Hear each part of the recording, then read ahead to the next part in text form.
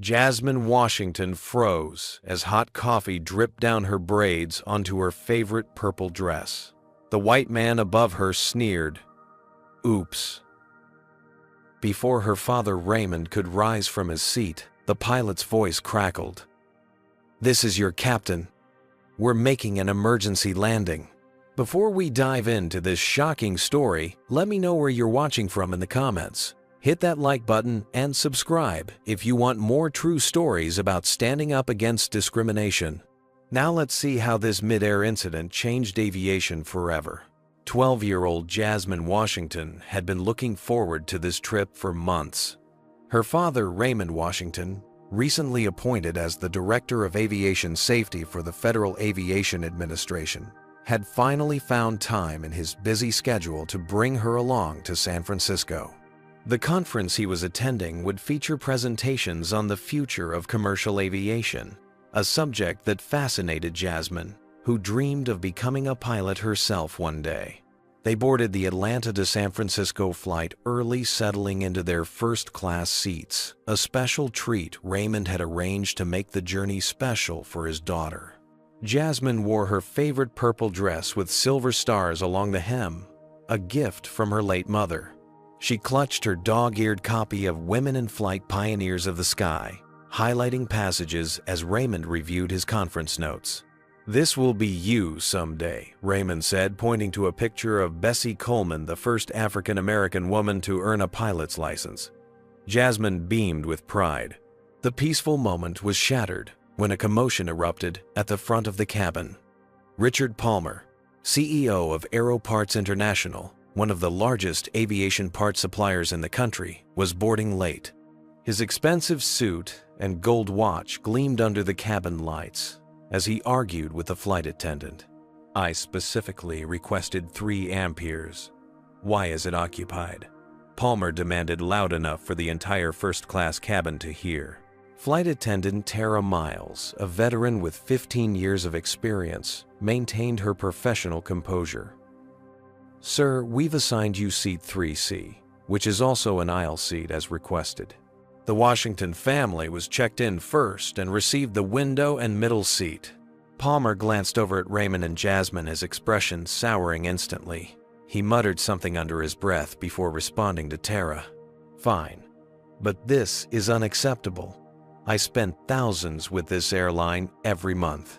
As Palmer took his seat next to Raymond, he made a show of adjusting his expensive suit jacket, deliberately encroaching into Raymond's space. Raymond politely shifted closer to Jasmine, trying to create distance. The tension was palpable, but Raymond had dealt with difficult people throughout his career. He nodded politely to Palmer, who barely acknowledged the gesture.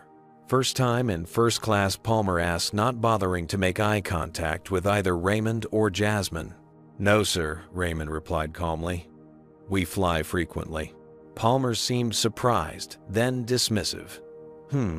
Wouldn't have guessed." As the plane taxied for takeoff, Palmer continued making comments just loud enough to be heard. "Standards really have changed in premium cabins these days," he remarked, to no one in particular. Jasmine tried to focus on her book, but her hands trembled slightly. Raymond gently squeezed her shoulder, a silent reminder of their family motto, "We rise above." Once airborne, Tara served drinks. Palmer ordered a scotch and coffee, consuming the alcohol quickly before starting on his coffee. The plane encountered mild turbulence, causing Tara to announce that passengers should remain seated. Jasmine continued reading quietly, imagining herself in the cockpit someday navigating through clouds. Palmer shifted in his seat, seemingly annoyed by the turbulence. When the plane dipped suddenly, Palmer's coffee slipped from his hand, pouring directly onto Jasmine's purple dress book and braids. The hot liquid made Jasmine gasp in pain. The coffee stained her dress, immediately darkening the purple fabric and obscuring the silver stars she loved. "Oops," Palmer said, a slight smirk visible on his face. He made no move to help or apologize properly. Raymond's eyes widened in shock, then narrowed with controlled anger. Several passengers had witnessed the incident. A woman across the aisle had her phone out, recording the aftermath. The deliberate nature of Palmer's action was obvious to everyone watching. "Sir, that was completely inappropriate," Raymond said, his voice firm but measured as he helped Jasmine clean up with cocktail napkins. "I believe you owe my daughter an apology." Palmer scoffed. "It was turbulence. Accidents happen. Maybe you should be grateful you're up here where we have real cups instead of back in economy with plastic." The racial undertone of his comment hung in the air. A murmur spread through the cabin. Tara rushed over with towels, her face reflecting both concern and professional caution. She knew Palmer by reputation. His company supplied critical parts to the airline, and he never hesitated to mention his connections to airline executives when things didn't go his way. "Is everything all right here?" she asked, handing the towels to Jasmine. "No, everything is not all right," Raymond replied. "This gentleman intentionally spilled hot coffee on my daughter." "That's a serious accusation," Palmer said, voice rising. "It was turbulence. Tell them, Tara." Tara froze momentarily at his use of her first name, though she wasn't wearing a name tag. It was clear he'd taken note of it earlier to establish an implied relationship. "I didn't see the incident, but I can help with the cleanup," she responded carefully. Jasmine sat silently, coffee dripping from her braids, her book soggy and stained. A single tear rolled down her cheek, not from the mild burn of the coffee, but from the humiliation. Raymond noticed his daughter's distress and made a decision. "I'd like to speak to the captain, please," he said to Tara. Palmer rolled his eyes. "Oh, for God's sake! It's coffee, not assault." More passengers were recording now. Palmer noticed and straightened his tie, suddenly aware of the optics. He pulled out his phone, sending texts rapidly, as if calling in reinforcements. The intercom crackled to life. "This is Captain Adams speaking. Due to an incident in the cabin, we will be making an unscheduled landing in Denver. Flight attendants prepare the cabin." Palmer's face reddened. "This is ridiculous. Do you know who I am? Aeroparts International supplies half the components on this aircraft." Raymond remained silent, comforting Jasmine while maintaining his composure. Years of investigating aviation incidents had taught him the importance of documenting everything. He noted the time, the witnesses, and Palmer's exact words. He didn't mention his FAA position, not yet. That card would be played at the right moment. As the plane began its descent into Denver, Palmer made several calls, speaking in hushed but urgent tones about fixing this nonsense and mentioning several airline executive names. He seemed confident that his connections would shield him from consequences. What he didn't know was that Raymond Washington's new role at the FAA gave him oversight of safety certifications for companies exactly like Palmer's Aeroparts International. The coffee stains on Jasmine's purple dress would soon be the least of Richard Palmer's problems. The announcement of an emergency landing sent a ripple of anxiety through the cabin. Passengers exchanged worried glances, some directing accusing looks at the Washington family as the cause of their delay. Others watched Palmer with open disapproval, having witnessed his deliberate act. Tara Miles moved efficiently through the cabin, securing items for landing while maintaining a professional demeanor. Inside, she battled conflicting emotions. She'd witnessed Palmer's behavior toward the Washingtons from the beginning. The subtle disdain, the territorial posturing. The coffee incident seemed far from accidental. Yet Palmer wasn't just any passenger.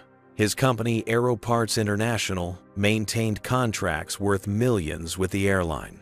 One complaint from him could potentially end her career. "Is there anything else I can get for your daughter, Tara?" asked Raymond, offering fresh napkins.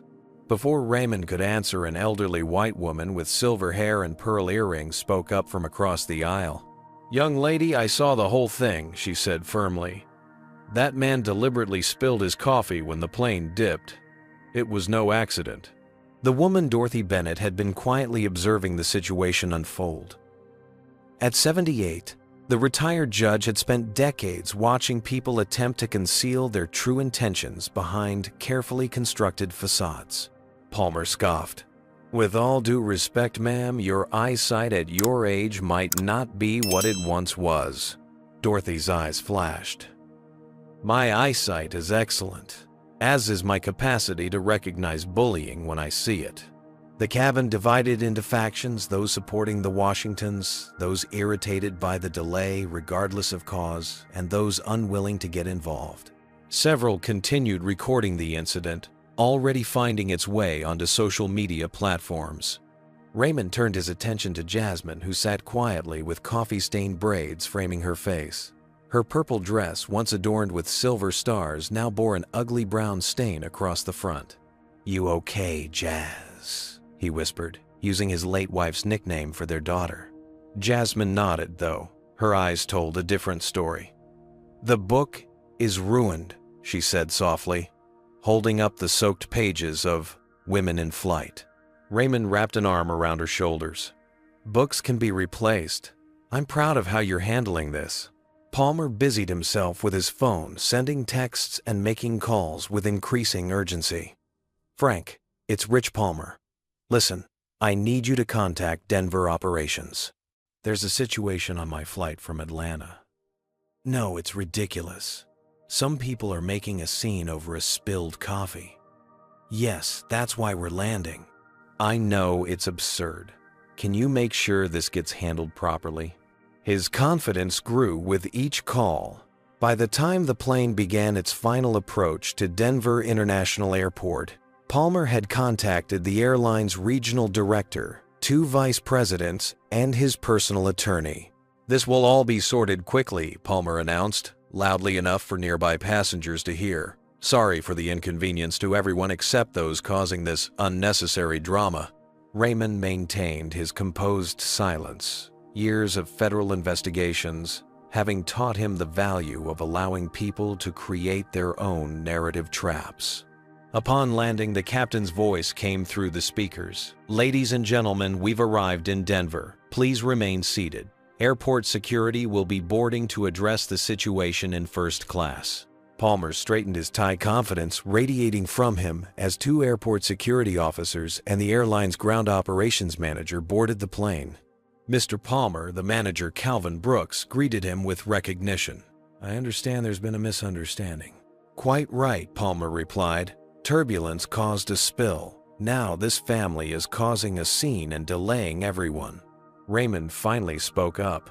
"Officer, my daughter had hot coffee deliberately poured on her after Mr. Palmer here made several disparaging comments regarding our presence in first class." The security officer, Darren Rodriguez, looked between the 2 men. "Sir, those are serious allegations. We'll need statements from both parties and any witnesses." "Statements?" Palmer laughed incredulously. "Do you know who I am? Aero Parts International maintains exclusive contracts with this airline worth over $30 million annually. One call from me and people lose jobs." Rodriguez remained professional. "Sir, regardless of your business relationships, we have protocols to follow when incidents occur on aircraft." Palmer's face darkened. "Listen to me carefully. This was an accident during turbulence. I suggest you explain to this family that pursuing this further could impact their ability to fly with any major carrier in the future." The threat hung in the air. Tara fidgeted with her uniform cuff, caught between professional duty and self-preservation. Calvin Brooks shifted uncomfortably, clearly recognizing the power dynamics at play. Dorothy Bennett stood up, her petite frame belying her commanding presence. "Officer, I'd like to provide a witness statement. And I should mention I've recorded portions of the aftermath on my phone, including the gentleman's recent threat." Palmer's composure cracked slightly. "No one's threatening anyone. I'm simply explaining realities of the aviation industry." Officer Rodriguez made his decision. "We'll need all involved parties to deplane for statements. This includes Mr. Palmer, the Washington family, the flight attendant, and any witnesses willing to provide testimony." Passengers groaned at the additional delay. Some directed their frustration at the Washingtons. "Can't you just let it go? It's just coffee," a businessman called from the back of first class. Jasmine shrank in her seat, the weight of attention overwhelming. Raymond leaned close to her. Remember what Mom always said. Your dignity isn't determined by other people's behavior. We're going to handle this properly, he whispered. As they gathered their belongings to deplane, Captain Keith Adams emerged from the cockpit. A 20-year veteran pilot, Adams surveyed the situation with practiced calm before approaching Jasmine. Young lady, I want to personally apologize for your experience today, he said kindly. Then, looking up at Raymond, recognition dawned in his eyes. Mr. Washington, from the FAA Safety Division. Palmer, halfway to the exit, froze mid-step. Raymond nodded slightly. Captain Adams, we met at the Industry Safety Conference in Dallas last month. Palmer turned slowly, reassessing the man he had dismissed and threatened minutes earlier. The power dynamic shifted palpably as Calvin Brooks also registered the significance of Raymond Washington's identity. Director Washington Brooks corrected himself. We'll ensure this matter receives our fullest attention. As they deplaned, Palmer's earlier confidence had evaporated. The man who had believed his connections made him untouchable suddenly realized he had made a critical error in judgment, one that could have far-reaching consequences for both him personally and for Aeroparts International. The airline representatives led them toward the airport offices, other passengers watching curiously as the procession moved through the terminal. Jasmine walked beside her father, coffee-stained but dignified, learning a powerful lesson about patience, strategy, and the long game of justice. The fluorescent lights of Denver International Airport's security office cast harsh shadows across the room where Raymond and Jasmine Washington waited. In an adjacent room, Richard Palmer paced anxiously, his earlier bravado diminished but not extinguished.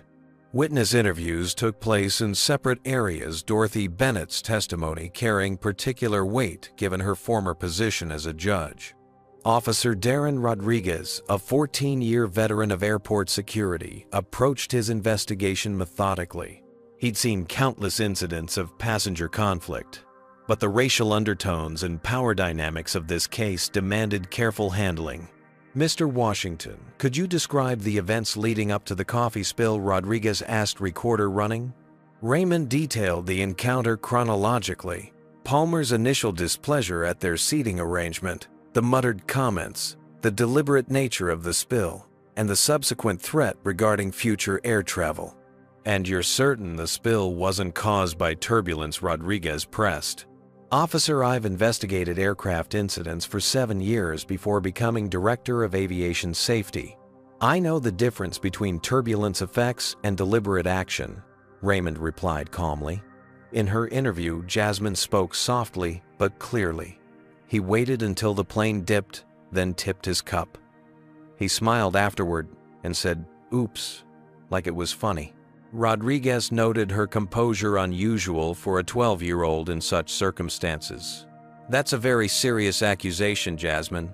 Are you absolutely certain that's what happened? Yes, sir. My dad always tells me that in aviation, precision and honesty save lives. I'm being precise and honest now. While the interviews progressed, airline representative Calvin Brooks faced mounting pressure from both sides. His phone buzzed constantly with messages from executives alarmed by social media, videos tagged number coffee while black that showed Palmer's dismissive behavior after the incident. Simultaneously, Palmer's contacts were calling Brooks directly. "This needs to go away, Calvin," the airline's vice president of operations told him. "Palmer's company supplies critical components for our entire fleet." Brooks paced outside the interview rooms, sweat beading on his forehead. He approached Raymond during a break in questioning. Director Washington Brooks said, voice lowered, "I want to assure you the airline takes this very seriously. We'd like to offer you and your daughter first-class vouchers for future travel, and perhaps we can resolve this without further escalation." Raymond regarded him steadily. "Mr. Brooks, this isn't about compensation. It's about accountability and ensuring other families don't experience similar treatment." Brooks shifted uncomfortably. "Of course, but these matters can become complex and time-consuming." "I have time," Raymond replied simply. In the hallway outside, Palmer's attorney Martin Goldstein had arrived with remarkable speed, dressed in an impeccable suit that suggested an hourly rate in the high hundreds. He immediately began applying pressure. "Officer Rodriguez, my client has cooperated fully, but this investigation has dragged on long enough. Mr. Palmer is a highly respected business leader with commitments this evening in San Francisco." Rodriguez remained unfazed. "The investigation will take as long as necessary, Mr. Goldstein. Your client is not under arrest, but we strongly recommend he complete his statement." Goldstein lowered his voice. "Perhaps we could speak to your supervisor about expediting this process." Inside another room, Dorothy Bennett provided her statement with the precision expected of a former judge. "I observed Mr. Palmer's behavior from boarding. His body language and comments clearly indicated resentment toward the Washington family. The coffee spill occurred during minor turbulence, but the angle and timing of his movement were inconsistent with an accidental spill." She produced her phone showing video of Palmer's behavior immediately after the incident, including his veiled threat about future air travel. "In my 30 years on the bench, I developed a keen sense for distinguishing genuine accidents from deliberate acts, disguised as such," she concluded. Flight attendant Tara Miles struggled with her statement, her career seemingly hanging in the balance. "I didn't directly see the spill occur," she began cautiously. Rodriguez noted her hesitation. "Miss Miles, you're not on trial here. We need your honest observations." Tara took a deep breath. Mr. Palmer was visibly displeased about sitting next to the Washington family from the moment he boarded.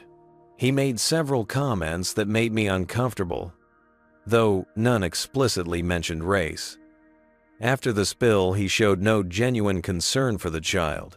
As the interviews continued, Palmer's lawyer attempted to intimidate witnesses waiting to provide statements suggesting potential defamation suits for false accusations against a respected businessman. This tactic backfired when Dorothy Bennett overheard and intervened. "Mr. Goldstein, I recognize attorney intimidation when I see it. As a former judge, I feel obligated to remind you that witness tampering carries serious penalties in Colorado." Outside the security offices, a crowd had gathered. The incident had gone viral, with aviation forums and social media platforms buzzing with discussions about first-class etiquette, racial dynamics in premium cabins, and corporate accountability. Palmer grew increasingly agitated as his phone flooded with notifications. Stock in Aeroparts International had dropped 3% in the hours since the first videos appeared online. "This is absurd," Palmer hissed to his attorney. "It was coffee. I've donated millions to diversity initiatives. I can't be labeled as racist over something so trivial." Goldstein attempted to regain control of the situation, approaching Officer Rodriguez and the airline representatives with a new angle. "My client is prepared to make a generous donation to a charity of the Washington family's choice as a gesture of goodwill. We can draft a joint statement about how accidents can lead to positive community outcomes." When this offer was relayed to Raymond, he simply shook his head. "This isn't about money." The pressure on Officer Rodriguez intensified as airport operations became concerned about the grounded aircraft and delayed passengers. He entered the security office where Palmer and his attorney waited. "Mr. Palmer, based on witness statements and video evidence, we have reason to believe the incident was not accidental as you've claimed." Palmer's face reddened. "This is ridiculous. You're taking the word of a child over a respected business leader." "We're taking the word of multiple witnesses, video evidence, and the professional assessment of our security team," Rodriguez corrected. Palmer's attorney intervened. "What exactly are you suggesting, officer?" "At minimum, we're looking at potential assault charges, though that would be for the district attorney to determine. Additionally, interfering with flight crew duties by necessitating an emergency landing is a federal offense." For the first time, genuine fear flashed across Palmer's face. His attorney leaned in, whispering urgently in his ear. Palmer composed himself. Officer, perhaps we've gotten off on the wrong foot. I'm willing to acknowledge that in the confusion of turbulence, my actions might have appeared deliberate. I'm prepared to issue a formal apology to the child. The child has a name, Raymond said from the doorway where he now stood with Officer Rodriguez's colleague. Her name is Jasmine Washington. Palmer's attorney stepped forward. Mr. Washington, we're proposing a reasonable resolution here. Director Washington Raymond corrected mildly. Federal Aviation Administration Director of Aviation Safety. The blood drained from Palmer's face as the full implications hit him. As a major supplier of aircraft parts, Aeroparts International fell directly under Raymond's regulatory purview. You never mentioned your position, Palmer stammered. You never asked, Raymond replied simply. You were too busy making assumptions about why my daughter and I were in first class. The power dynamic had shifted completely. Calvin Brooks, sensing the change, immediately adjusted his approach. Director Washington, I've just spoken with our CEO. He sends his personal apologies and assures you this matter will receive the highest level of attention. We'll be conducting a thorough internal investigation regarding our crew's response to the incident. As if on cue, Brooks's phone rang. He glanced at it, eyes widening. It's the CEO, he whispered before stepping aside to take the call. Raymond turned to Officer Rodriguez. My primary concern is my daughter's well-being and getting her to San Francisco. We'll provide whatever additional statements are needed, but I'd prefer to continue this process there if possible. Rodriguez nodded. We've documented the initial statements and evidence. The airline has offered to place you on the next flight to San Francisco, which departs in 90 minutes. We can coordinate with San Francisco authorities for any follow-up. Palmer, watching his carefully constructed world of privilege crumble, made one final attempt to salvage the situation. Director Washington, he said, forcing humility into his voice, I sincerely apologize for this unfortunate incident. Perhaps we could discuss this privately, professional to professional. Raymond regarded him steadily. Mr. Palmer, in aviation safety, we have a saying, character reveals itself under pressure. Today has been quite revealing. As they left the security office, Jasmine walked alongside her father, her ruined purple dress preserved in an evidence bag. Despite the ordeal, she carried herself with dignity, beyond her years, observing how her father had navigated the situation with strategic patience rather than reactive anger. Dad, she whispered, you never told him who you were right away. You waited. Raymond smiled at his daughter. Sometimes justice requires patience. Jazz, the right information at the right time can be more powerful than an immediate reaction. In that moment, Jasmine learned something more valuable than any aviation manual could teach: how power, patience, and principle could align to transform an act of discrimination into an opportunity for accountability. By the time Raymond and Jasmine Washington boarded their rescheduled flight to San Francisco, the incident had exploded across social media platforms. The hashtag #CoffeeWhileBlack trended nationally, with video clips of Palmer's sneering oops and subsequent dismissive behavior generating millions of views. Major news outlets picked up the story overnight. Breaking aviation executive dumps coffee on black child in first class, read one headline. FAA safety director's daughter targeted in apparent racial incident, proclaimed another. Public relations teams on both sides scrambled to control the narrative. Palmer's hastily assembled crisis management firm issued a statement by morning. Richard Palmer and Aeroparts International deeply regret the unfortunate beverage spill that occurred during flight turbulence. Mr. Palmer has reached out to the affected family to express his sincere apologies for any misunderstanding. Aeroparts remains committed to inclusivity and respect in all environments. The statement landed with a thud against the reality captured in multiple videos. Social media users quickly juxtaposed Palmer's apology with freeze frames of his smirk after spilling the coffee. Raymond and Jasmine arrived at their San Francisco hotel room to find dozens of interview requests waiting. News vans had already gathered in the hotel lobby. "Dad, everyone's talking about us," Jasmine said, quietly scrolling through her phone. "There are memes with my dress." Raymond sat beside her on the hotel bed, gently taking the phone. "Maybe we should take a break from social media for a bit." Jasmine nodded, then looked up at her father. "Is this what happened to you when you were my age? Is this what you were trying to prepare me for?" Raymond's mind flashed back to his own childhood, to the public swimming pool in Georgia, where a white man had poured sunscreen on his head, laughing about needing more than sunscreen to protect your kind. He remembered his father's restraint, the carefully controlled fury, the strategic decision to document and report rather than react.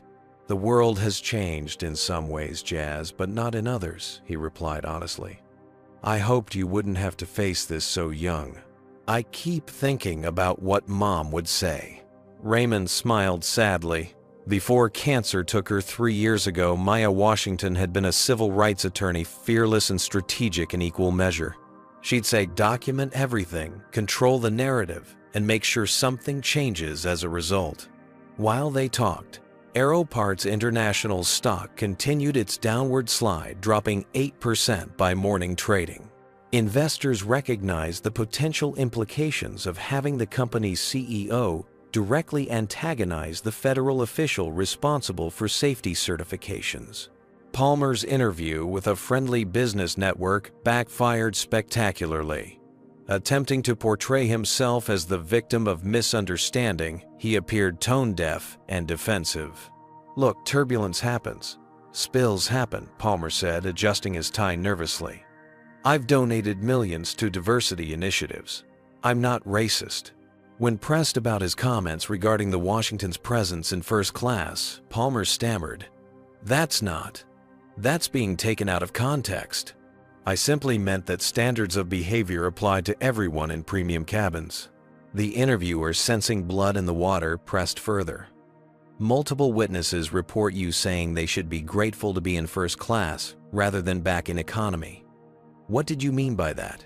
Palmer's uncomfortable silence spoke volumes. Meanwhile, Jasmine faced her own trial by social media. While many expressed support, others criticized everything from her tearful reaction, so dramatic over coffee, to her father's restraint. "Why didn't he stand up for his daughter? They don't understand," Jasmine whispered, having snuck her phone back while Raymond was in the shower. "Dad did exactly what he needed to do." At the FAA headquarters in Washington, D.C., Raymond's colleagues watched the situation unfold with mixed reactions.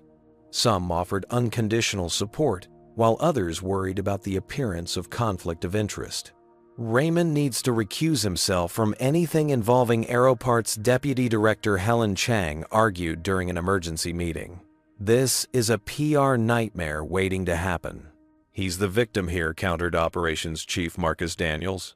"Palmer created this situation, not Washington." The airline faced its own crisis. Caught between a major parts supplier and a federal regulator, executives tried to navigate carefully. They announced an internal investigation, placing Tara Miles and 2 other crew members on administrative leave pending review, a move that only intensified public scrutiny. The debate raged across news segments, with commentators dissecting every angle. "If a child gets coffee spilled on them, is that really national news?" one pundit asked.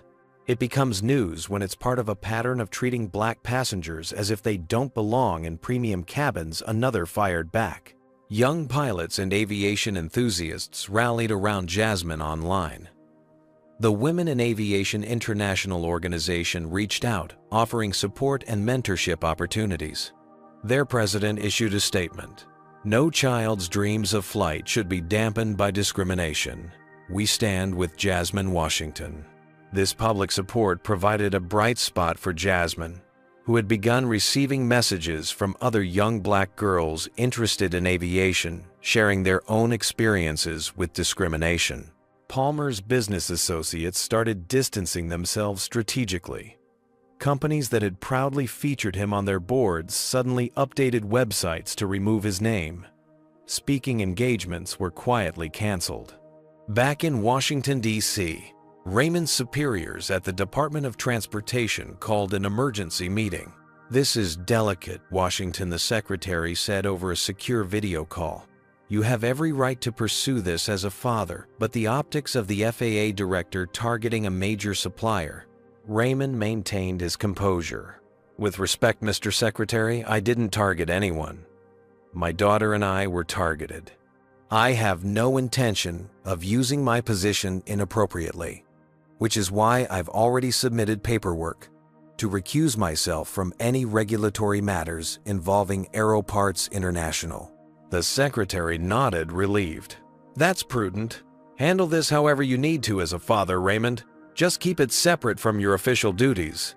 What no one knew was that Palmer had already crossed another line. Desperate to gain leverage, he had contacted Jasmine's school in Atlanta, attempting to gather information about her under the guise of a family friend.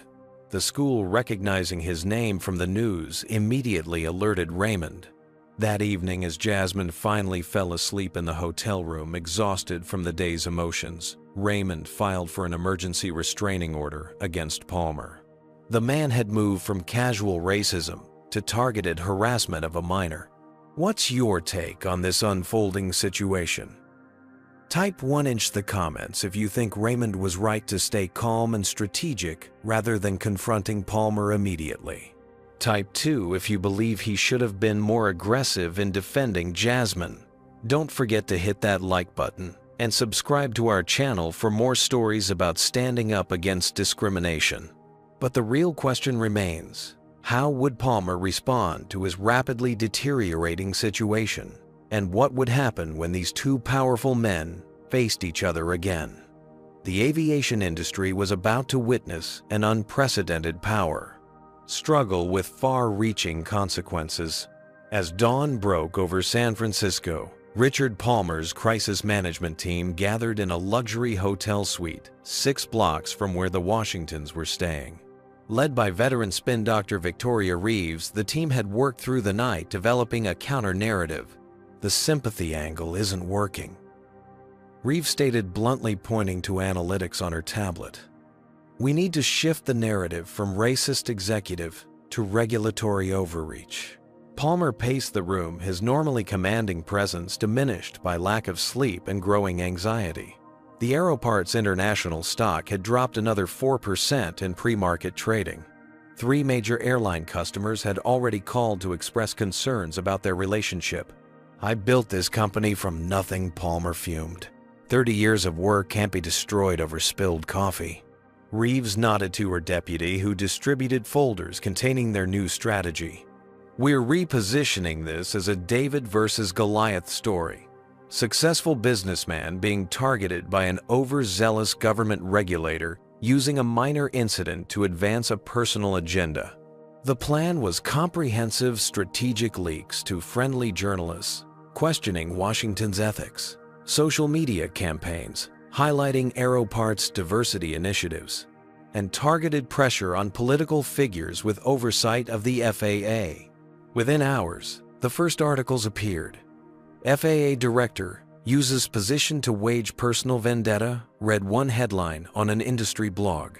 Sources close to the situation claimed Washington had threatened Palmer with regulatory consequences during their confrontation. A complete fabrication, but effective in creating doubt. Raymond, meanwhile, had anticipated this move. That morning, he formally submitted documentation recusing himself from all matters involving Aeroparts International and its subsidiaries.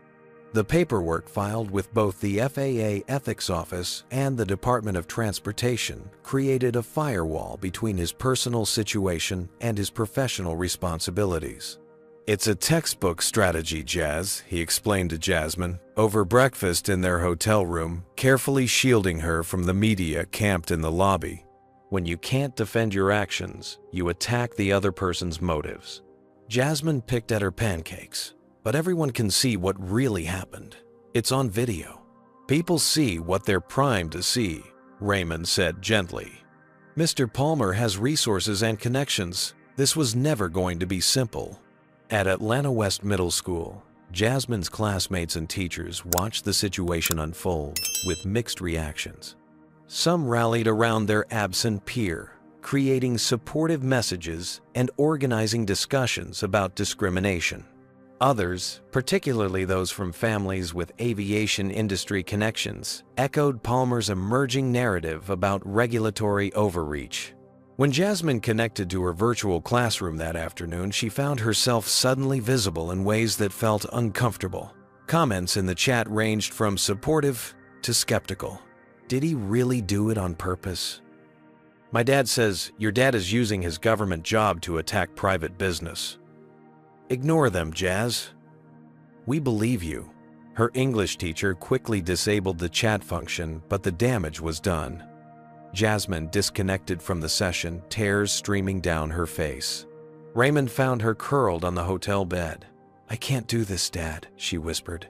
Everyone's watching and judging and taking sides. Raymond sat beside her, his heart breaking for his daughter, who had dreamed only of flying planes, not of becoming an unwilling symbol in a national conversation about race and power. You don't have to do anything you don't want to, he assured her. We can step back from all of this. Jasmine wiped her eyes. But then he wins, doesn't he? He just gets away with it. Meanwhile, Palmer's strategy expanded. Aeroparts International announced a new diversity in aviation initiative, pledging $5 million to support minorities in aerospace careers. The timing fooled no one, but it created helpful headlines to counter the negative coverage. More concerning were the whispers starting in Washington, D.C. political circles. Two senators with jurisdiction over FAA funding began questioning whether Raymond's handling of the incident warranted congressional oversight. Both had received significant campaign contributions from aviation industry PACs, to which Palmer was a major donor. The personal attacks intensified as former employees of Palmer, silenced by non-disclosure agreements, were reminded of the legal consequences of speaking out. However, this intimidation tactic backfired when Jessica Morales, a former Aeroparts executive, decided to risk the legal repercussions. I spent 3 years being belittled and undermined by Richard Palmer, she told a prominent news outlet. His behavior on that plane is completely consistent with how he treats people he considers beneath him, particularly women and minorities. Her interview opened the floodgates. Soon others came forward with similar stories, painting a picture of a toxic workplace culture that mirrored Palmer's behavior on the flight.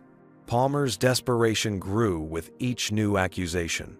In a move that crossed all ethical boundaries, he attempted to contact Jasmine directly through her school, claiming to be gathering statements for a mutual resolution process. The school principal, already alert to the situation, immediately contacted Raymond, who secured an emergency restraining order prohibiting Palmer from any contact with Jasmine. He's trying to intimidate a 12-year-old girl, Raymond told the judge during the emergency hearing. His behavior has escalated from discrimination to targeted harassment of a minor. The restraining order made headlines, further damaging Palmer's reputation. His crisis team scrambled to contain the fallout, but the narrative was slipping from their grasp. In response, Palmer escalated to the political arena. His long-standing relationships with key congressional figures bore fruit when Congressman William Harrington, chair of the House Transportation Committee, announced a special hearing to investigate potential abuse of regulatory authority in the aviation industry. The American people deserve to know that our regulatory agencies are acting impartially and without personal bias. Harrington stated, though, he carefully avoided mentioning Raymond or the FAA directly. The implicit threat was clear: back off, or face political scrutiny that could damage both Raymond's career and the FAA's independence. Raymond received the news with outward calm, but inwardly he wrestled with a difficult decision. Fighting Palmer meant subjecting Jasmine to more public exposure and scrutiny.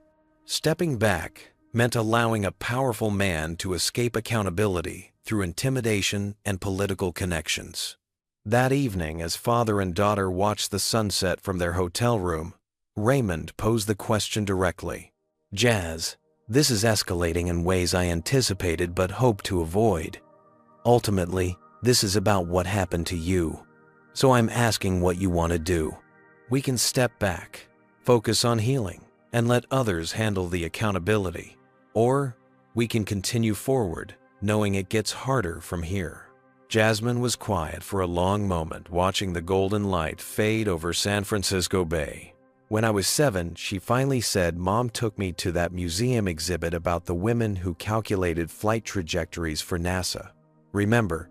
Raymond nodded, remembering Maya's excitement about showing Jasmine the hidden figures of aviation history. "Mom said they faced discrimination every day, but kept doing the math anyway because each equation brought someone closer to the stars."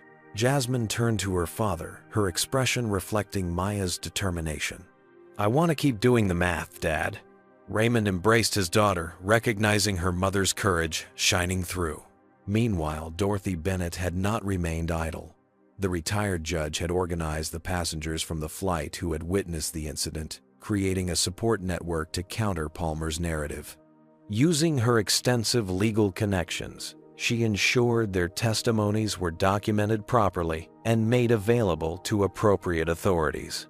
When news of the congressional hearing broke, Dorothy immediately contacted her former clerk, now a respected constitutional attorney, to discuss intervention strategies.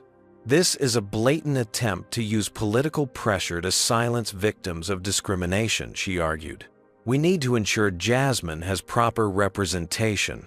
The stage was set for a showdown that had evolved far beyond spilled coffee. It had become a battle over power, accountability, and who ultimately determines the consequences when privilege collides with dignity. As the hearing approached, public opinion crystallized around a central question. In America's complex power structures, who truly has the authority to define justice? Those who make the rules, or those with the courage to stand up when the rules are broken? The Rayburn House office building stood imposing against the Washington, D.C. skyline as Raymond and Jasmine Washington arrived for the congressional hearing. Television crews lined the entrance, capturing their dignified walk-past protesters holding competing signs. "Stand with Jasmine versus Stop FAA Overreach." Inside, the House Transportation Committee hearing room buzzed with anticipation. Chairman William Harrington had arranged the seating strategically, Palmer and his representatives on one side, the Washingtons on the other, with Dorothy Bennett and several flight witnesses seated behind them in support. "I don't want to do this," Jasmine whispered, clutching her father's hand as they walked down the center aisle, cameras clicking furiously. "I know," Raymond replied softly. "We can still walk away." Jasmine straightened her shoulders, her new navy dress with silver stars, a deliberate echo of the purple one ruined by coffee. "No. I just wanted you to know I'm scared." "Being brave doesn't mean you're not scared," Raymond reminded her. "It means doing what's right despite the fear." Chairman Harrington called the session to order with a sharp gavel bang. "This committee convenes today to examine potential conflicts of interest and abuse of regulatory authority in the federal aviation sector. While precipitated by a specific incident, our focus is on systemic oversight questions." Despite this claim of neutrality, the partisan divide was immediately apparent. Representatives aligned with Palmer's political donations directed their opening statements toward regulatory overreach and the importance of protecting business interests. "We must ensure that personal grievances don't weaponize the regulatory power of government against job creators," insisted Congressman Peterson, whose campaigns had received significant support from aviation industry PACs. Representatives from districts with large minority populations emphasized the importance of accountability regardless of economic status. "When we allow discrimination to go unchecked because of someone's wealth or connections, we betray the fundamental promise of equal protection under law," Congresswoman Garcia countered. Richard Palmer testified first, presenting himself as a dedicated aviation professional blindsided by an unfortunate accident that had been manipulated for political purposes. For 30 years, I've dedicated my life to building a company that creates jobs and advances American aviation, Palmer stated, his voice steady and practiced. What happened on that flight was an accident during turbulence that has been grossly mischaracterized. He described extensive diversity initiatives at Aero Parts International, highlighted minority hiring statistics, and expressed concern about regulatory targeting of his company following the incident. Since this regrettable misunderstanding, my company has faced unusual scrutiny from the FAA, raising serious questions about whether Director Washington has maintained appropriate separation between his personal grievances and professional grades responsibilities. The committee's questioning divided predictably along party lines. Palmer's allies lobbed softball questions about his company's economic contributions, while others pressed him on witness accounts contradicting his version of events.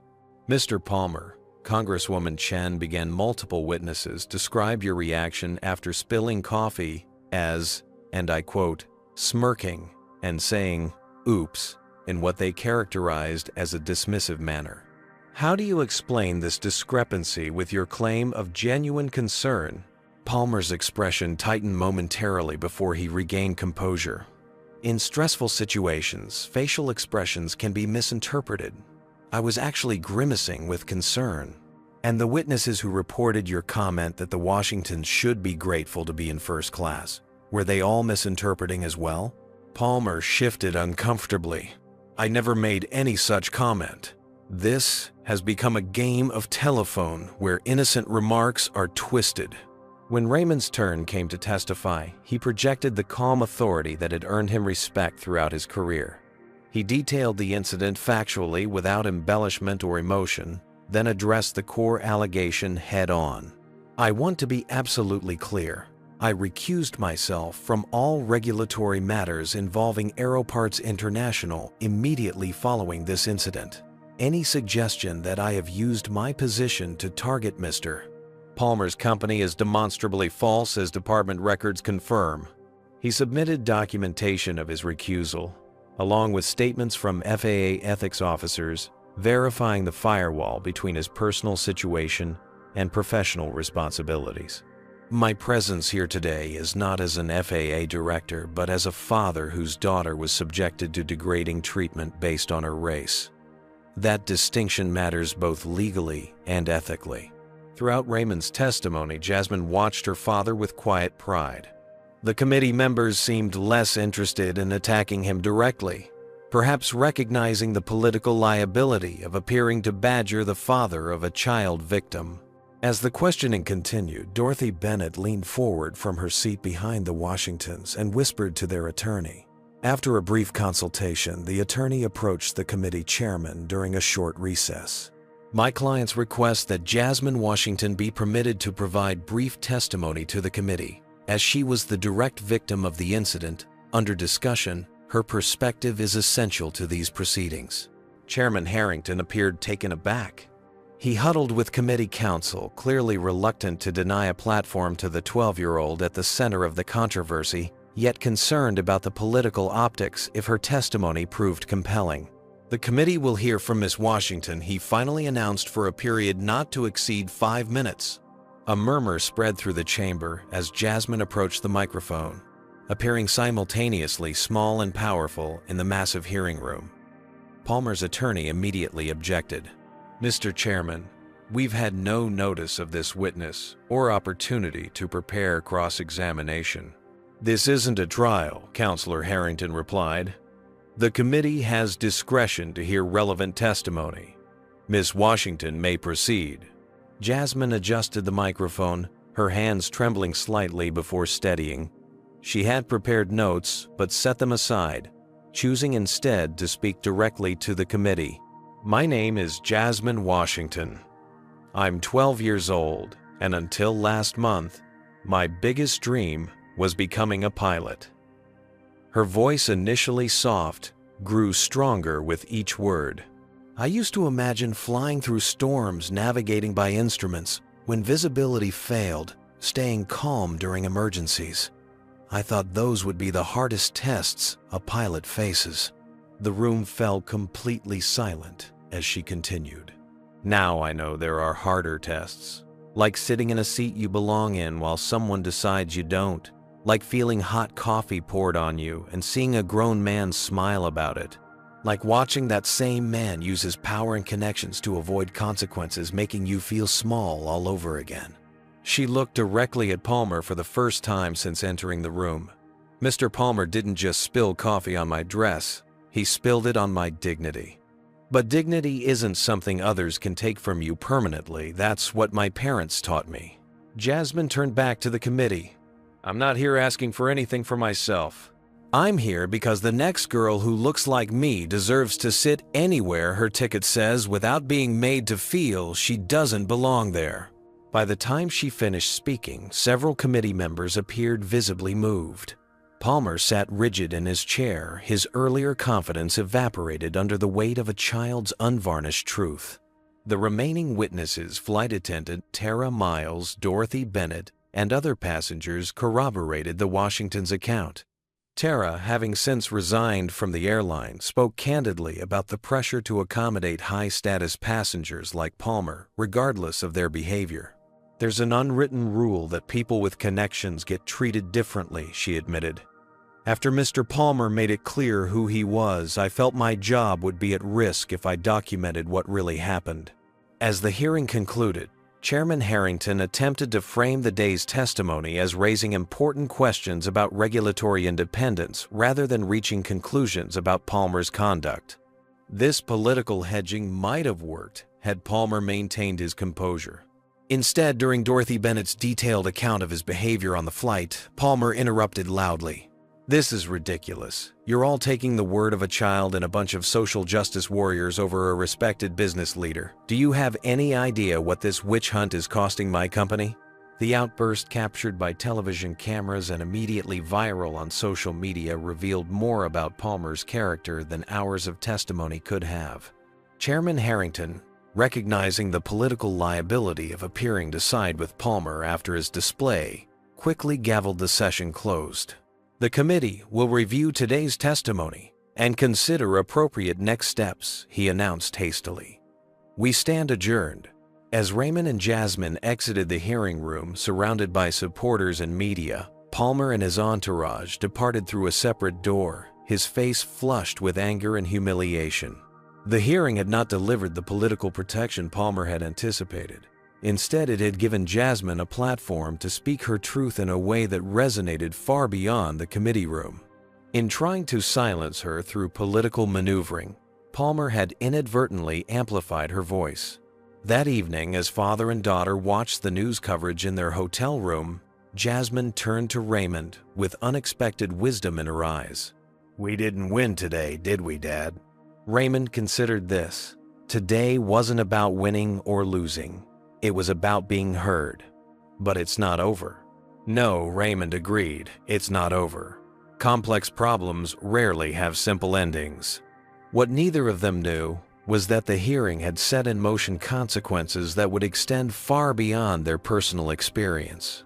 The systemic issues Jasmine had articulated so clearly had struck a chord that would resonate throughout the aviation industry and beyond. The morning after the congressional hearing, the board of directors of Aero Parts International convened an emergency session. The company's stock had plummeted another 12%, and major clients were quietly placing orders with competitors. Palmer's outburst, replayed endlessly across media platforms, had transformed from a PR crisis into an existential threat to the company he had built.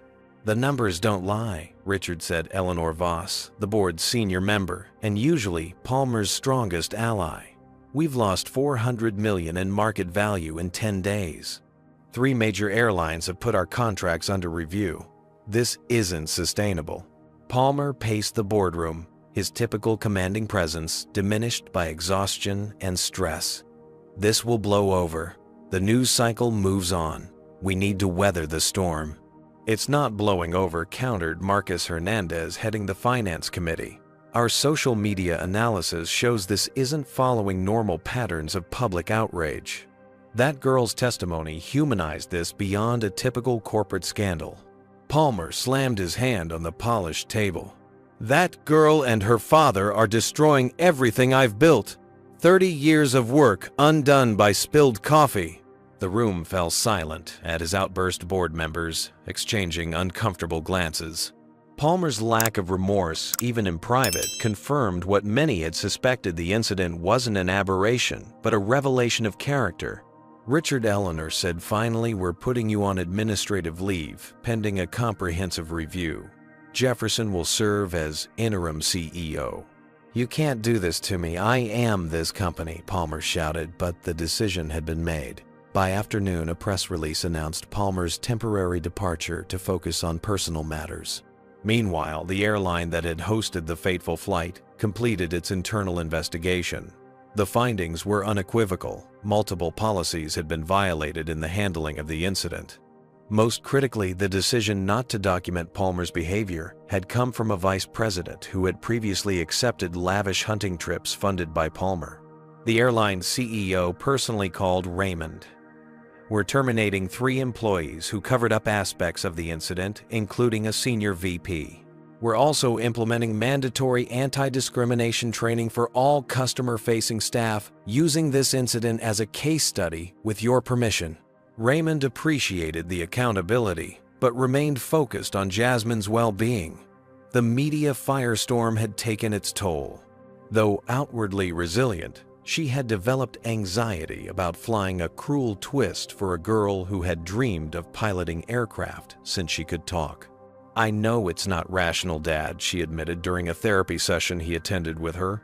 "I know not everyone is like Palmer. But every time I think about getting on a plane, I remember how it felt when everyone was staring at me with coffee dripping down my face." The therapist, Dr. Patrice Johnson, specialized in trauma recovery for children. "Jasmine, recovering your love of flying might take time, and that's okay. Healing isn't linear." While Jasmine worked through her trauma, Raymond faced criticism from unexpected quarters. Some colleagues at the FAA felt his high-profile conflict with Palmer had undermined the agency's appearance of impartiality, regardless of his recusal. "You're doing exactly what you're supposed to do as a father," his direct supervisor told him privately. "But this has put the agency in a difficult position. Some of our oversight decisions regarding aero parts are being questioned as potentially retaliatory even though you're not involved." Raymond understood the institutional concern, though it frustrated him that Palmer's behavior had created professional complications for him, despite his careful adherence to ethical guidelines. As these institutional responses unfolded, Dorothy Bennett channeled her energy into positive change. Using her connections in the legal world and aviation industry, she established the Clear Skies Scholarship for minority students interested in aviation careers. What happened to Jasmine Washington highlighted ongoing disparities in how people of color are treated in premium travel spaces, she explained during the scholarship announcement. This initiative aims to increase diversity in all aspects of aviation, from flight crews to executive suites. Jasmine was named as the inaugural recipient, though she remained uncertain about her future in aviation. "I'm honored, but I'm still figuring out if flying is still my dream," she admitted to Dorothy privately. "Dreams evolve, dear," the older woman assured her. "Whatever path you choose, this experience has already proven your exceptional courage." 11 days after the congressional hearing, Raymond received an unexpected call from the FAA's Safety Inspection Division. A routine review of Aeroparts International's compliance documentation had revealed concerning patterns in quality control processes. Several safety certificates appeared to have been expedited through unusual channels, bypassing standard inspection protocols. "We need your guidance on how to proceed," the inspection chief explained. "Given your recusal, we can't involve you directly, but this is potentially serious." Raymond faced an ethical dilemma. The investigation had legitimate safety implications, independent of his personal conflict with Palmer. Blocking or delaying it could put aircraft safety at risk, yet personally directing it would inevitably appear as retaliation. After consultation with the agency's ethics office, Raymond made his decision: assign our most experienced team, Document every step meticulously. I'll have no involvement whatsoever. This investigation must be beyond reproach in its professionalism." When news of the safety investigation became public, Palmer's allies immediately cried foul, claiming it proved their allegations of regulatory targeting. This narrative gained little traction, however, as preliminary findings revealed genuinely concerning safety issues that predated the coffee incident by years. Under intense scrutiny, 3 major airlines temporarily grounded aircraft containing certain aeroparts components pending further inspection. The company's stock, already weakened, dropped another 17%. The board's patience exhausted, Palmer was formally removed as CEO. Recent events have made clear that new leadership is required to maintain the confidence of our customers and regulatory partners, the press release stated diplomatically. For Palmer personally, the consequences extended beyond his career. Longtime associates distanced themselves. Invitations to industry events dried up. The country club, where he had been a prominent member, discreetly suggested he might take a break from attendance after several members complained. This social ostracism affected Palmer more deeply than the professional setbacks. For decades, his wealth and position had insulated him from consequences for his behavior. The sudden withdrawal of that insulation left him isolated and reflective for perhaps the first time in his adult life. After weeks of seclusion, Palmer reached out through intermediaries requesting a mediated meeting with the Washingtons. Raymond's initial impulse was to decline, but after consulting with Jasmine and her therapist, he agreed to a carefully structured meeting. "This isn't about forgiveness," Dr. Johnson cautioned Jasmine. "You don't owe that to anyone. This is about you reclaiming your power by choosing to engage on your terms." The meeting took place in a neutral office with mediators present. Palmer arrived alone, noticeably thinner and less commanding than the man who had poured coffee on Jasmine months earlier. His prepared statement began with the polished apology his PR team had crafted, but midway through he set the paper aside. "This isn't working," he said, looking directly at Jasmine for the first time. "I've said I'm sorry in press releases and statements, but I've never really said it to you, have I?" The rehearsed veneer cracked, revealing something raw underneath. "The truth is, when I got on that plane and saw you and your father in those seats, I felt threatened. Not physically threatened in my sense of how the world works and who gets what. I've spent a lifetime believing certain spaces belong to people like me." He paused, visibly struggling. "That doesn't excuse what I did. Nothing does. I poured that coffee deliberately. I wanted to put you in your place, and when I saw how it hurt you, part of me was satisfied." The unvarnished admission hung in the air. The mediators shifted uncomfortably, but Raymond and Jasmine remained steady, allowing the truth its space. "I've lost my company, my reputation, many of my friends. But sitting here now, none of that matters compared to what I see in your eyes. I caused that pain. I can never undo it. I don't expect forgiveness. I just needed you to hear that I know what I did, and I am truly sorry." Jasmine studied the man before her, diminished, humbled, yet for the first time, fully human in her eyes. When she responded, her voice carried strength beyond her years. "Mr. Palmer, I appreciate your honesty today. I can't say I forgive you yet, maybe someday. What you did changed me. I used to think if I worked hard enough, I could belong anywhere. Now I know that some people will never see me as belonging no matter what I achieve." She paused, gathering her thoughts.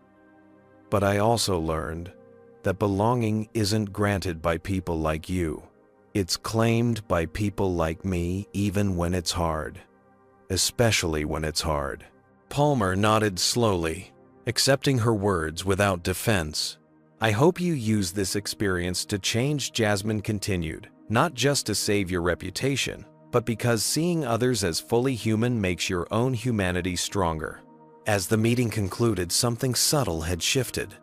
Palmer hadn't been absolved, nor had the harm been erased. But Jasmine had reclaimed the narrative as her own, rather than allowing herself to be defined as a victim in Palmer's story. Walking away, Raymond put his arm around his daughter's shoulders. "Your mother would be so proud of who you're becoming. Jasmine leaned into her father's embrace. I kept thinking about what she always said, that dignity isn't determined by how others treat you, but by how you respond.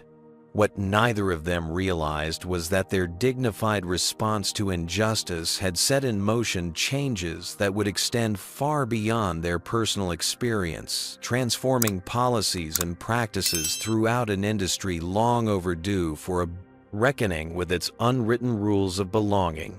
3 months after the mediated meeting, Raymond Washington sat in his office at FAA headquarters reviewing the final report on industry-wide compliance with new anti-discrimination protocols. The coffee incident, as it had become known in aviation circles, had catalyzed changes few had imagined possible in such a short time frame. His assistant knocked gently before entering. The Secretary of Transportation is on line 1, Director. Raymond took the call, listening intently as the secretary outlined the president's new initiative on inclusive transportation access. We'd like you to lead the aviation component, Raymond. Your handling of the Palmer situation demonstrated exactly the balance of principle and pragmatism we need. After accepting the assignment, Raymond reflected on how differently things might have unfolded had he responded with immediate anger rather than strategic patience. The incident had been painful for Jasmine, yet it had created openings for systematic change that emotional reactions might have foreclosed. Across the country at Aeroparts International Headquarters, the company's new CEO, Jefferson Williams, the first Black executive to hold the position, implemented final phases of the corporate restructuring. Palmer's departure had enabled a long overdue examination of company culture. The safety certification irregularities were symptoms of a larger dysfunction, Williams explained to the board. Our internal review found a pattern of cutting corners when influential clients or executives requested expedited processes. The company had addressed the safety concerns submitted to enhanced oversight, paid substantial fines, and emerged with strengthened compliance systems and a more diverse leadership team. Painful as the process had been, Aeroparts was becoming a stronger company. Meanwhile, Palmer himself had embarked on an unexpected journey. After his public downfall and the honest reckoning during his meeting with Jasmine, he had begun working with Dr. Michael Chen, an expert in corporate ethics and implicit bias training. When you've operated with unchecked privilege for decades, recognizing your biases feels like oppression, Dr. Chen explained during their sessions. What you're actually experiencing is equality. Palmer's initial defensiveness gradually yielded to genuine reflection. He began funding anti-discrimination programs anonymously, wanting the support to continue regardless of public perception of his motives. I can never undo what I did, he told Dr. Chen, but I can ensure my remaining resources help prevent others from causing similar harm. The airline industry itself underwent significant transformation. The Washington Protocol established clear guidelines for handling discrimination incidents, removing discretion that had previously allowed crew members to overlook behavior from high-status passengers. Tara Miles, who had resigned from her flight attendant position after testifying, found new purpose as a consultant for airlines implementing these policies. Her first-hand experience with the pressures to accommodate powerful passengers regardless of behavior made her uniquely qualified to address systemic weaknesses. Flight crews need explicit protection from retaliation when reporting discrimination, she emphasized during training sessions. Without that, security unwritten hierarchies will continue to override official policies. Dorothy Bennett's Clear Skies Scholarship expanded rapidly, with major airlines and aviation companies contributing funding. Within 6 months, the program supported 30 minority students pursuing aviation careers. What happened to Jasmine Washington could have remained an isolated incident, Dorothy told donors at a fundraising event. Instead, it became a catalyst for industry-wide examination of who belongs in aviation spaces and who decides. For Jasmine herself, healing progressed in uneven but steady steps. Working with her therapist, she confronted her anxiety about flying through gradual exposure, Raymond arranged a series of ground experiences, sitting in parked aircraft, meeting pilots, observing flight operations that helped rebuild her comfort with aviation environments. Captain Keith Adams, who had been flying the original flight, learned of Jasmine's struggle to reclaim her love of flying. He contacted Raymond with an offer. "I'm instructing at the Flight Academy this month," he explained. "If Jasmine is interested, I'd be honored to show her our training facilities, and perhaps even some simulator time." The invitation represented a significant milestone in Jasmine's recovery. Though hesitant, she agreed to visit with her father's support. The Flight Academy's state-of-the-art facility immediately captured Jasmine's imagination. Captain Adams introduced her to instructors and students, many of whom recognized her from news coverage, but respectfully focused on their shared passion for aviation rather than the incident. "Would you like to try the simulator?" Captain Adams asked after the tour. "Nothing serious, just experience the feel of the controls." Jasmine hesitated only briefly before nodding. Inside the sophisticated flight simulator, she settled into the captain's seat, hands hovering uncertainly over the controls. "Remember, this is your space," Adams said gently. "You belong here as much as anyone." As Jasmine wrapped her fingers around the yoke, something shifted in her expression. For the first time in months, she looked truly at peace, reconnected with the dream that had defined her young life before Palmer's coffee and sneering oops had temporarily derailed it.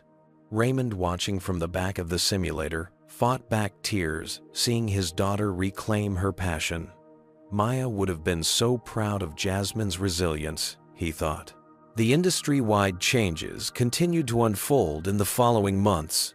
A task force on discrimination in commercial aviation, which included Raymond in an advisory capacity, issued comprehensive recommendations that major airlines quickly adopted, recognizing both the ethical and business imperatives for change. 1 year to the day after the incident, Raymond and Jasmine found themselves at San Francisco International Airport, preparing to board a flight back to Atlanta. As they walked through the first-class cabin, Jasmine faltered briefly, memories of coffee and humiliation threatening her composure. Raymond squeezed her hand supportively. "We can still fly economy if you prefer." Jasmine took a deep breath. "No, I belong here too." As they settled into their seats, a flight attendant approached with a sealed envelope. "Miss Washington, Captain Adams asked me to give you this before takeoff." Inside was a handwritten note. "Jasmine, remember that difficult moments don't define your journey. They're just turbulence on the path to greater heights. The sky still belongs to dreamers like you. Captain Adams." Attached to the note was an invitation to the airline's prestigious Young Pilots Mentorship Program. Jasmine looked out the window at the vast expanse of sky, her reflection in the glass showing not a victim of discrimination, but a young woman who had helped transform an industry by refusing to accept that some spaces weren't meant for people like her. As the plane accelerated down the runway, she felt a familiar thrill return, the pure joy of defying gravity that had captured her imagination since childhood. The sensation wasn't diminished by her experience with Palmer. If anything, it was deepened by the knowledge that her presence in aviation spaces now helped ensure those spaces would become more welcoming for everyone.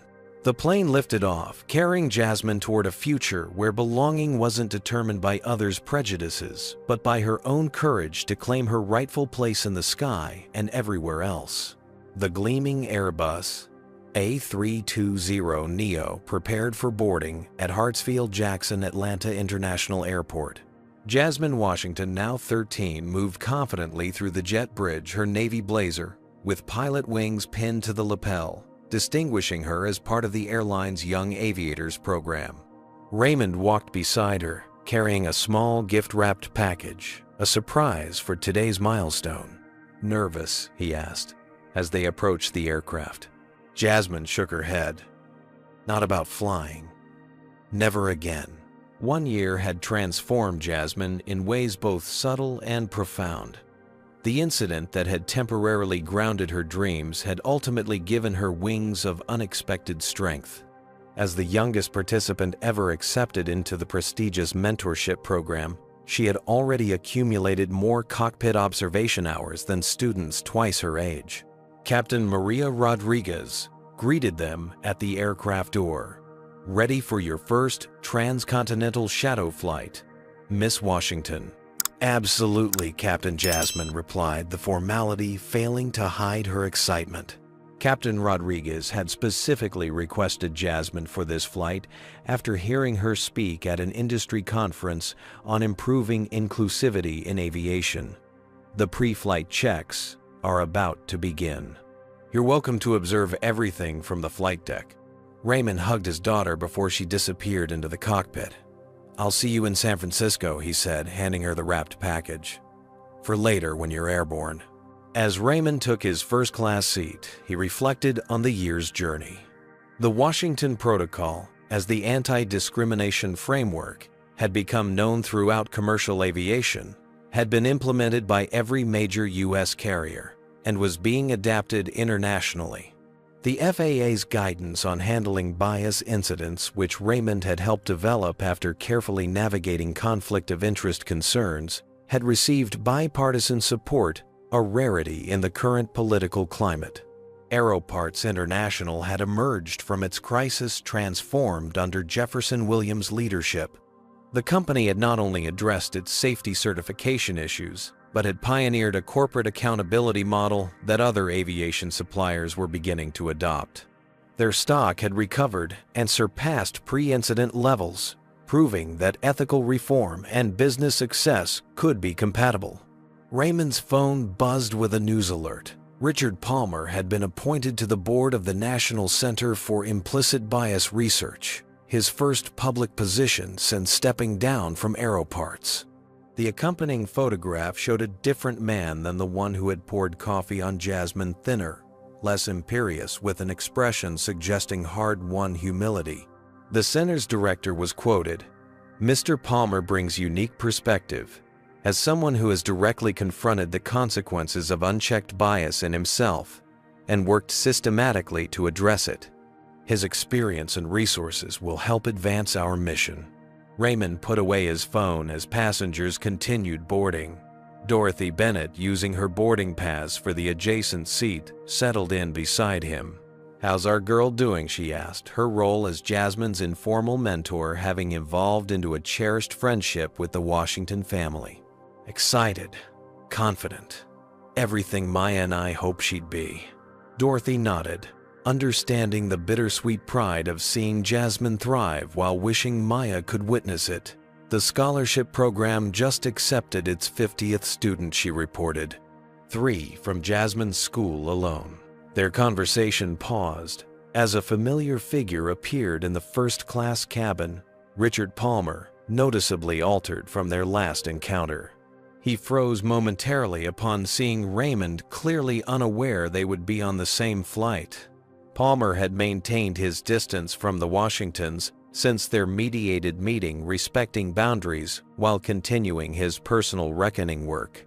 His redemption had been neither simple nor complete, but his efforts toward genuine change had earned cautious acknowledgement from those initially most skeptical.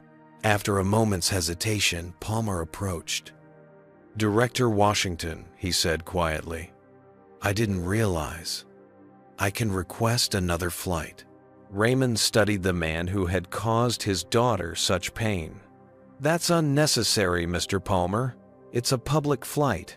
Palmer nodded, relieved yet still uncomfortable. "I want you to know, I've been working with Dr. Chen for 14 months now. The process has been illuminating and difficult." "Growth usually is," Raymond replied evenly. "Your daughter Palmer said hesitantly. How is she?" Before Raymond could answer, Dorothy interjected. "She's in the cockpit, Mr. Palmer, the youngest participant ever accepted into the elite mentorship program. She's thriving, despite what happened, not because of it." Palmer absorbed this information. "I'm genuinely glad to hear that. My actions were inexcusable, but her response was extraordinary. I've thought about her words to me often. As Palmer moved toward his seat several rows back, Raymond reflected on how justice sometimes arrived in unexpected forms. Palmer had lost his company and reputation, yes, but his most significant penalty had been confronting the truth about himself, a reckoning, perhaps more meaningful than any external punishment. The flight progressed smoothly to cruising altitude. From her privileged position in the cockpit, Jasmine watched the landscape transform below cities, giving way to the patchwork quilt of farmland, then the rugged terrain of mountain ranges. Captain Rodriguez explained each instrument and procedure, impressed by Jasmine's knowledge and quick understanding. During a stable portion of the flight, Jasmine remembered the package from her father. Carefully unwrapping it, she discovered a beautifully bound journal with her name embossed in gold on the cover. Inside, on the first page, Raymond had written, "For recording your journey to the stars, the sky never belonged to one type of person. It belongs to dreamers like you. Love, Dad." Tucked into the journal's pages was something else, a restored copy of Women in Flight, Pioneers of the Sky, the book ruined by Palmer's coffee a year earlier. This copy contained something special, however, inscriptions and notes from several current female pilots and aviation executives, each offering words of encouragement and wisdom. In San Francisco, Tara Miles now worked as the airline's chief diversity trainer, implementing programs that transformed how flight crews handled discrimination incidents. When Jasmine deplaned, Tara was waiting in the terminal. "Look at you in that uniform," Tara said warmly. "You're exactly where you belong." The Captain Adams Mentorship Program, named after the pilot who had made the crucial decision to land the plane immediately after Palmer's actions, had expanded to include students from backgrounds traditionally underrepresented in aviation. The program's emphasis on creating supportive communities had successfully increased retention rates for minority pilots in training. As Jasmine joined Raymond and Dorothy for dinner that evening, she shared her cockpit experiences with animated enthusiasm. Captain Rodriguez says, "I have natural instincts for flight dynamics. She's recommending me for the advanced simulation course." Raymond beamed with pride. "Your mother always said you had wings before you could walk." The next morning, as they prepared for meetings with aviation industry leaders about expanding the Washington Protocol internationally, an unexpected encounter occurred in the hotel lobby. Palmer was checking out as the Washingtons descended in the elevator. The moment could have been awkward, even hostile. Instead, Jasmine approached Palmer directly, her confidence evident in every step. "Mr. Palmer," she acknowledged him calmly. "Miss Washington," he replied, genuine respect in his voice. "I saw you in the cockpit yesterday. Congratulations on your accomplishments." "Thank you," she said, then added with quiet certainty, "I hope your work with the research center is having positive impact." Palmer nodded. "It is though I remain a perpetual student. Dr. Chen says unlearning takes longer than learning." He hesitated before continuing. "The center is developing educational programs for corporate executives about bias recognition. Your experience, what I did to you, is helping change how people think. Not that this excuses anything." No, Jasmine agreed, it doesn't. But good can come from bad situations when people choose to learn and grow. As they parted ways, Raymond reflected on the profound changes wrought by what had initially seemed merely a hateful act. The coffee stain had spread beyond Jasmine's purple dress, beyond Palmer's career, beyond a single airline's policies. It had revealed structural problems of privilege and accountability that, once exposed, could finally be addressed. Captain Adams joined them for their afternoon meeting with international aviation representatives. "The IATA is considering adopting the Washington Protocol as global standard," he informed them. "Your experience is changing air travel worldwide." That evening, Jasmine sat beside her father on their hotel balcony, overlooking San Francisco Bay aircraft lights, tracing patterns across the darkening sky. "Dad," she said, thoughtfully remember when you told me sometimes justice requires patience. I think I understand that better now." Raymond smiled. "What do you understand?" "That real justice isn't just about punishing one person. It's about fixing the systems that let them think their behavior was acceptable in the first place." Raymond embraced his daughter, recognizing Maya's wisdom shining through. "That's exactly right. I've been thinking about college," Jasmine continued. "Aeronautical engineering at MIT, then commercial pilot training. I want to design aircraft that everyone feels welcome flying in." As father and daughter watched planes taking off into the evening sky, Raymond reflected on how a moment of discrimination had ultimately strengthened rather than diminished Jasmine's determination to claim her place in the aviation world. The coffee stains had long since washed from her favorite purple dress, but the experience had permanently marked both their lives, not as victims, but as catalysts for change. The story of Jasmine and Raymond Washington reveals powerful truths about confronting discrimination. First, strategic patience often achieves more lasting justice than immediate reaction. Raymond's measured response enabled systemic change rather than just personal satisfaction. Second, true accountability requires addressing systems, not just individuals. While Palmer faced consequences, the real triumph was transforming industry practices that had allowed discrimination to flourish. Third, dignity cannot be taken, only surrendered. Jasmine's ability to maintain her self-worth despite humiliation ultimately empowered her beyond what any revenge could have accomplished. Fourth, privilege unexamined becomes entitlement. Palmer's journey illustrated how unquestioned advantage creates blindness to others' humanity, a blindness that requires intentional work to overcome. Finally, belonging is not granted, but claimed. Jasmine's determination to reclaim her aviation dreams proved that spaces belong to those brave enough to assert their right to be there, especially when others try to exclude them. These lessons remind us that confronting racism requires both individual courage and collective commitment to changing the systems that perpetuate it. Have you ever witnessed discrimination and stood up against it, or wished you had? Share your experiences in the comments.